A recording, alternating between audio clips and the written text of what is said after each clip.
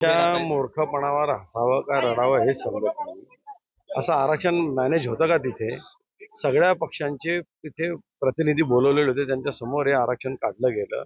मागच्या 40-50 वर्षापासून भुसावळमध्ये एससी आरक्षण नाही. मग ते आधी आतापर्यंत काय सगळं मॅनेज होत होतं का? इतक्या वर्षानंतर ते रोटेशननुसार निघालेलं आरक्षण आहे. त्यांना जर हे कळत नसेल तर मला वाटतं त्यांना राजकारण हा विषयच त्यांना कळत नाही. आरक्षण विषयच कळत नाही त्यांना. एससी आरक्षण निघालं याचं त्यांना एवढा त्रास का? मागासवर्गीयांची मतं पाहिजे आणि तिथे आरक्षण निघालं तर एवढं जडफाड होतं का त्यांचा? या बाबतीत एकनाथ खडसेंनी पण दुजोरा दिलेला आहे. ते त्याचं तर अजून नवल आहे की एवढ्या वर्ष राजकारणात राहिलेला व्यक्ती त्याला आरक्षण कसं निघतं हे त्यांना कळत नाही. हे मला नवल वाटायला लागलंय.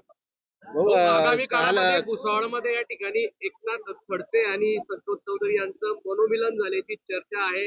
एक मोठं आव्हान आपल्या समोर उभं करणार आहे, काय सांगणार? मनोरंजन झालेलंच आहे त्यांचं.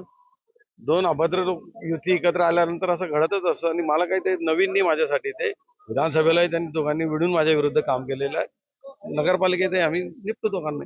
हो, उपमुख्यमंत्री अजित पवार यांचे सुपुत्र पार्थ पवार यांनी 1800 कोटी रुपयाची जमीन त्या ठिकाणी त्याच्याबद्दल मला माहिती नाहीये.